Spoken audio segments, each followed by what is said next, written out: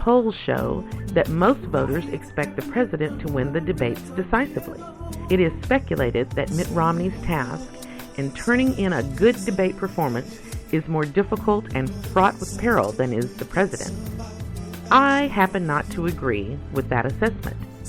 I believe that President Obama faces a much more difficult path in debate preparation, because while Mitt Romney is able to prepare for the debates by looking at President Obama's record, policies, and stated objectives, the president doesn't have the same luxury when it comes to Mr. Romney's record. Why? Well, very simply, because no one knows which Mitt Romney will show up for the debates. Will it be the Mitt Romney who favors repeal of the Affordable Health Care Act, returning the nation to the old, accidental, and unsustainable health care system that we've had for more than 75 years?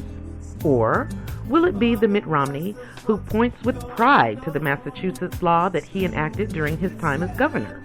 This Mitt Romney now seems to be in favor of preserving at least some portion of Obamacare.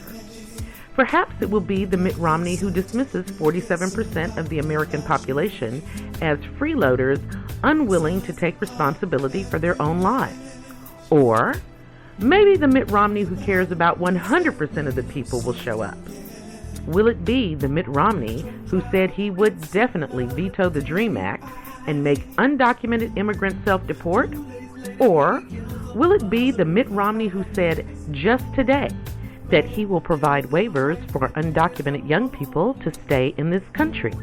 Yes, President Obama certainly has his hands full. Will he have to debate both of these Romneys at once? Or could it be that Mitt Romney will simply end up debating himself? And that's it for this edition of Ms. Uppity Speaks. You can like my Ms. Uppity Speaks page on Facebook, or find me on Twitter at Ms. Uppity Speaks.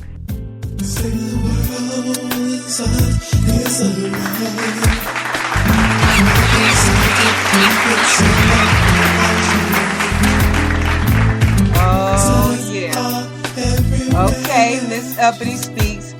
I always like everything you got to talk about, Jackie, and you know that, right? Well, because you're biased.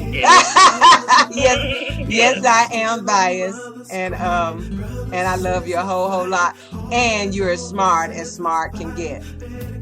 Okay, so let's go with our Negro Please list, Jackie. Okay.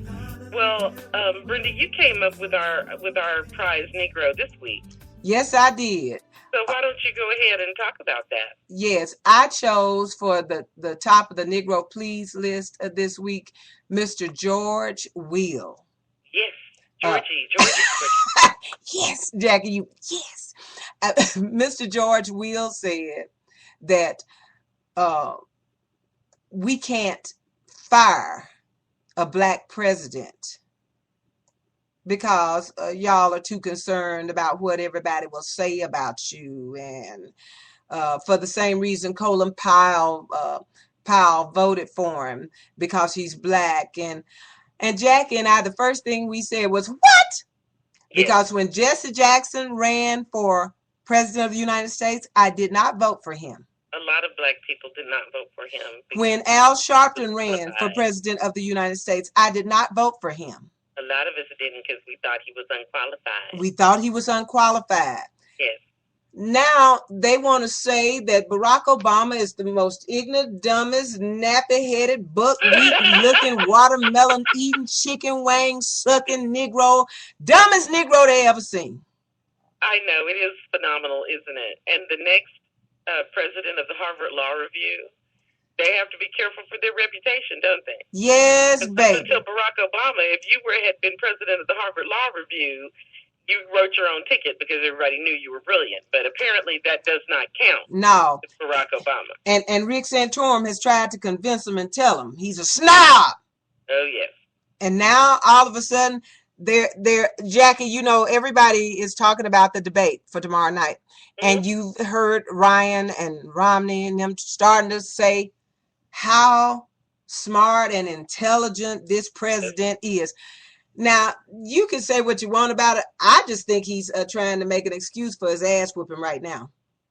Absolutely. That's what I think he's doing. I think he's explaining away his ass whooping right now.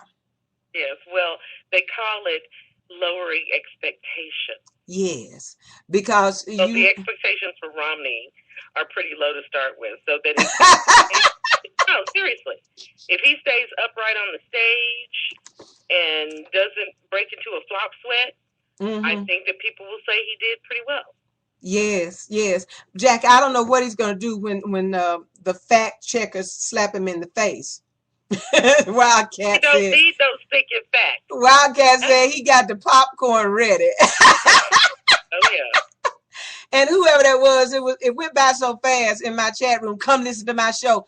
If you want somebody to never come listen to your show, jump in somebody's chat room and say, come listen to my show, and jump out. They ain't coming never. Get some manners about yourself. The chat is moving so fast, I didn't get to see who it was. Didn't even get to in. But let me tell you what my mama would say. That is rude. Yeah. It's like coming to a party and then going out the door and say, I got a party going on in my house. Come over to my house to a party. Yes. You know, like we're busy right now, but gee, thanks. Yeah, we're busy right now. And if you ever expect any of us grown-ass Negroes to come to your show, forget about it. Because you've just shown how rude and no manners. That's just bad manners. Come in and say, hey, sit your ass down. Yes. Chat, get to know folks, before you screw them. Get to know them. It makes me mad, and that's why I have to tell it. And now, Jackie, I want to say, oh, wait, and you had a dumbass comment. No, you gave the Negro of the week and the dumbass comment. No, you also, we had two. We had two dumbass comments. Paul Ryan had one. I don't have time to do. I don't have time to do the math. I don't have time to explain the math. Yes, and thank you, my people. Jillian Anderson, Tony Williams, Tony, Jackie. Well, I call you and then I email you the links. Yes. And tell you, and tell people how great DJ Tony Sanchez, his Eye of the Storm music. Now, Tony, you get over there, and I'm telling you, I made a note in an ad for Tony just because I was back over there last night listening to one of the Eye of the Storms that I had already listened to before. Yes. But it was so good. I was working here last night, and I went over and I listened to Tony. Yes. And it was moving me so, Jackie, I just stopped, went and made me a little ad and said, if your woman done left you, and if you wasn't beating her every day and trying to kill her, you just download Tony's music, send it to her, put it in her mailbox, and I promise you she'll call you again, and she might even come back home. You just ain't a tornado fool. Now, Dave the Rave in the chat room, that ain't the same as going over to Tony's. You get on that express, that damn near kill you. Yes. Because I'm telling you, the express don't stop. Yes. But now, Tony, you can get married, fall in love, get a little something going on, get somebody to cook for you, get you bad, that music over there. And I said to him that nobody on Spreaker can beat you with these love songs. Yes. And that's just a fact. Nobody can beat him playing these love songs. I know I play my share, but Tony is just Tony, and he's got it all. He's got the things I've forgotten about. And then we got my baby Wildcat Radio up in here. I went over to Sam's room and sat up with him for an hour. He didn't even know I was in the chat room. Yeah, I like doing that. But I like country western music, and I had not heard Sam's show, so I went over there and said, hey, boo, I heard. Nobody but me and him, and he never said a word because he probably ain't used to nobody sitting in the chat room, maybe, I don't know. But anyway, all right. And now Jillian, I Am Woman, Hear Me Roar Anderson is in the chat room. This is our co-host, and we were going to have Jill tonight, but now I'm going to tell you the truth about the phone call that forced us to music early on in the show. as we were trying to explain that my son, Dennis Good Black, Don't Crack Winston, would not be here. My brother just died that I love so, so very much. And I quote him every day on Facebook, "Say no more." And just as we got into the show and said good evening, my son called me and he said the family said, "Don't call Aunt Brenda and tell her she's on air now." And he said, "But I couldn't do that, Mom." And he couldn't talk and I couldn't talk. And I pulled myself together and said, Junior would want me to be professional and he would want me to go on with the show.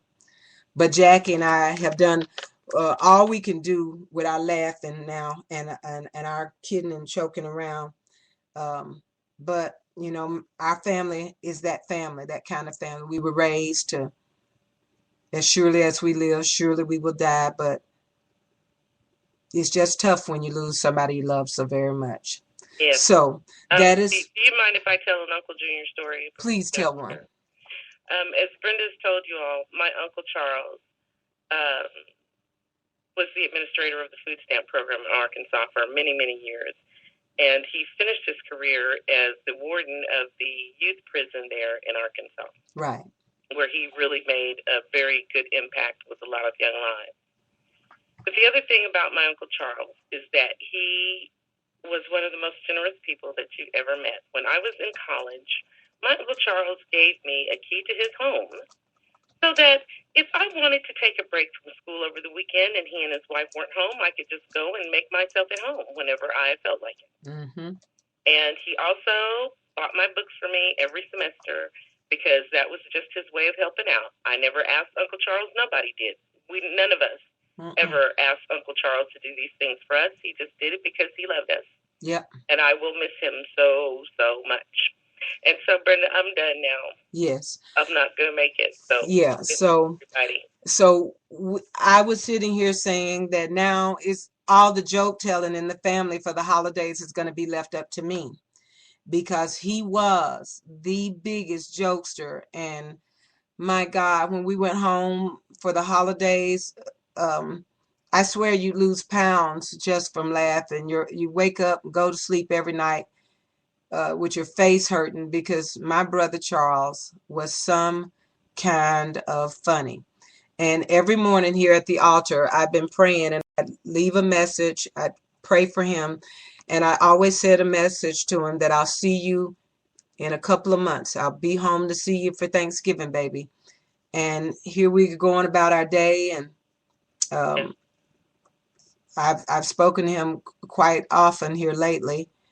And so when it was about time, as we were telling Jill and Dennis were coming up, Dennis called me. And of course, my brother Charles was just the dad to him, when his Pittsburgh Steeler father was nothing but a deadbeat. And his Uncle Charles was everything to him. And as he called, he could barely get it out. And I kept saying, "What is it, baby? What are you trying to tell me?" And he said, "We lost Uncle June."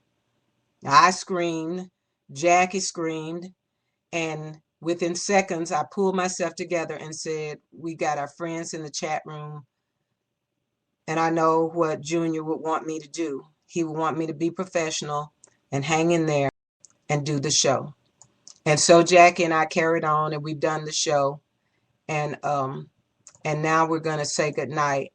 And I'm just going to play one of my favorite tunes, The Hollies, as we get ready to say goodnight to you. Thank you, all of my friends in the chat room. Jill said that she wished she could give me a hug, and I wish you could too. I love all of you. Thank you so very much. Tony, may God place peace and comfort in all of your hearts. Thank you, Tony. From Dave, so sorry. Jill, oh, Jackie, sending you so much love.